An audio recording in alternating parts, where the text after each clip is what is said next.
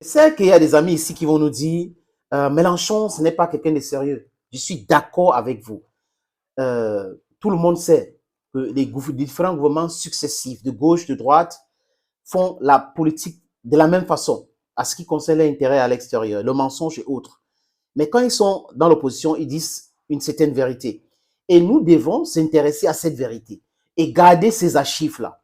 C'est pas comme si on les comprend, on les soutient. Mais quand il y a le désordre dans leur propre cas, il faut comprendre qu'il y a l'inquiétude aussi. Ils s'inquiètent de la monnaie des BRICS, ils s'inquiètent de l'effondrement de l'Europe, de l'euro, du déclin de leurs différents empires. C'est normal. Et nous, le travail que nous faisons ici, qui est un travail de réinformation, de déconstruction de différents mensonges, d'exposition de la propagande, nous devons continuer dans ces lancers. Et on a le droit, les amis, de prendre certains de ces éléments proposés pour éclairer, so that our people should understand better. They should have a better understanding of what is going on in the world. They should have a better comprehension of how to protect our continent. They should have a better comprehension of who is our friend, who is supposed to be our friend, what is friendship, what is cooperation. Those things are very, very vital for our mental development and practical development, les amis. Elle, c'est Ségolène Royal. Vous vous rappelez, hein, en 2007, les élections présidentielles en France, était le candidat socialiste contre Nicolas Sarkozy qu'il avait battu, malheureusement. Parce qu'apparemment, elle devrait être mieux, elle ne devait pas attaquer Gaddafi pour mettre l'Afrique dans ce truc-là. Mais bon, on prend ce qui est mauvais dans toute expérience, on jette, on prend ce qui nous enseigne et on avance avec. Ce que Sarkozy a fait, ça a ouvert les yeux aux peuples africains. Il a fait du mal aux peuples ivoiriens, par ricochet aux peuples africains, en bombardant le palais présidentiel ivoirien pour installer son fils spirituel qui est à Draman Ouattara. Catastrophe. Il a tué Gaddafi pour mettre le désordre dans le Sahel et le peuple africain maintenant s'est réveillé. C'est une bonne chose. Les révolutions ont une cause. Les combats ont souvent, toujours des causes. Il y a des choses that will ignite the people to want to liberate themselves. Il y a toujours quelque chose qui occasionne, qui pousse le peuple à se dire oui, enough is enough. Trop, c'est trop. Ségolène Royal, concernant la guerre en Ukraine, a toujours demandé de dialoguer, de discuter pour la paix. Parce qu'elle, au moins, avec ce regard lointain, qui n'est pas au pouvoir aujourd'hui, je voulais dire, avec son regard, elle voit la réalité, les amis. Elle voit que c'est compliqué de battre la Russie. Elle voit que c'est difficile de gagner cette guerre. Et elle dit sa vérité. Et à ce qui concerne l'Europe, elle est claire là-dessus. La guerre en Ukraine sonne le déclin de l'Europe, la désintégration de l'Europe. Écoutons Ségolène Royal. Vous savez, moi, j'ai donné 30 ans de ma vie à la politique. Je ne veux pas qu'en arrêtant cette vie politique, je me dise, mais j'ai laissé à la génération qui vient l'Europe en guerre. Et quand j'entends des élus européennes m'agresser, mais il faut bien comprendre que la poursuite de cette guerre va faire s'effondrer l'Europe. On a dit pendant des années aux Français, l'Europe c'est pas parfait, il manque le volet social, c'est bureaucratique, ça gaspille, il n'y a pas de légitimité démocratique, mais c'est pas grave. Venez et votez parce que l'Europe c'est la paix. C'est fini. Vous avez compris? C'est clair. Elle, c'est limpide ce qu'elle vient de dire. Ça a tout son sens. La guerre en Ukraine est en train de montrer la faiblesse de l'Europe, la fragilité de l'Europe, que ces élites qui sont au pouvoir n'avaient pas vu. Ils ont pensé qu'ils étaient très forts. Oh, les meilleures universités, les meilleurs savants, les meilleurs ceci, selon eux, selon leur vision du monde. Et leur vision du monde n'est pas une vision universelle. Ils ont toujours pensé que le monde appartient, ou du moins quand l'Europe a décidé les Amériques, c'était tout. Ou les États-Unis d'Amérique, c'était tout. Ça suffisait pour mettre tout le monde à genoux. Mais bon, ils n'ont pas vu l'évolution de choses, comprendre la réalité actuelle du monde entier, qui est en mouvement perpétuel, les amis. Les choses changent, les gens bougent, les gens évoluent dans la pensée, dans le développement commercial et économique, et même dans tout.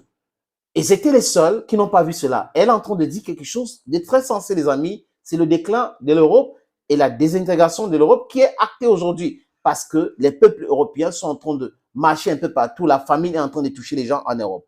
Deuxième partie, l'accusation sur le fait qu'elle est un troll ou une troll russe, ou elle fait de la propagande russe que le soft power russe est en train d'utiliser. On écoute. Et certains ont dit, mais le soft power russe, et ils ont dit, Ségolène Royal, elle est sous l'influence du soft power russe, de l'influence de la propagande russe. Je vais vous dire, Écoutez sa c'est pas réponse. parce qu'on lutte pour la paix qu'on est pro-Poutine. Voilà. Ça suffit. Voilà. Dès que l'on met, vous voyez, même aller jusque-là, et c'est vrai que du coup, plus personne n'ose parler de la paix. Exact. Chaque fois que vous dites faut faire la paix, et donc je suis bien, alors que je sais que les millions de gens pensent je vois les réactions. Les Ukrainiens les par premiers, rapport à ce hein, que on imagine. les Ukrainiens, il y aura un référendum en Ukraine, qu'est-ce qu'ils diraient les gens?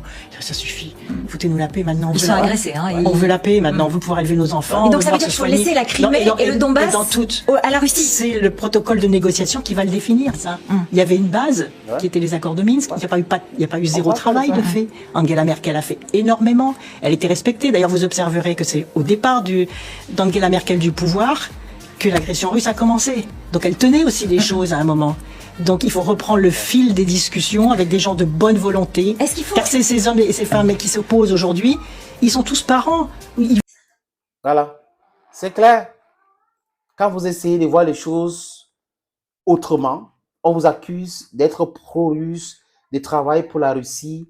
Et on raconte des tas de choses à votre sujet. Mais c'est ridicule. Les gens qui sont pro quelque chose vous accusent d'être pro-russe. Parce qu'ils ont le droit de soutenir qu'ils veulent et les autres ne peuvent pas. Et maintenant, si vous êtes dans la vérité, ou vous dites votre vérité selon les éléments que vous avez à main, qu'est-ce qu'ils vont dire?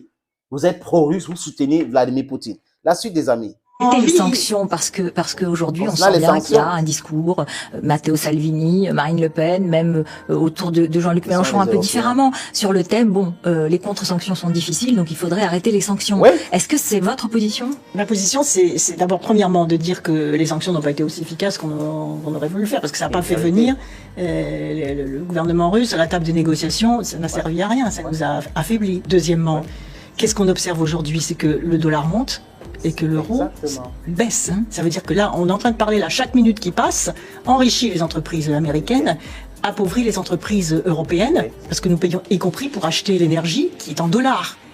Donc ça peut aller très très vite, la dégradation et le recul du niveau de vie des Européens, ça peut aller très très vite. Est-ce qu'on a envie de laisser à nos enfants une Europe où le niveau de vie aura baissé de 40% et où tous les services publics auront été détruits? Parce qu'à un moment, l'argent qui est donné pour armer l'Ukraine, l'argent qui est donné dans cette guerre, c'est ça de moins qui va dans les services publics, dans l'éducation, et c'est ça que les gens voient. Et c'est ça que les gens ne veulent plus accepter. Et d'ailleurs maintenant, il y a des manifestations pour la paix. C'est vrai. C'est vrai. De plus en plus de gens en Europe n'arrivent pas à se nourrir. Même avec 1600 €, c'est compliqué aujourd'hui. Donc, l'inflation, ils sont en train d'appauvrir l'Europe pour enrichir les sociétés américaines. C'est une vérité. Le gaz russe était moins cher.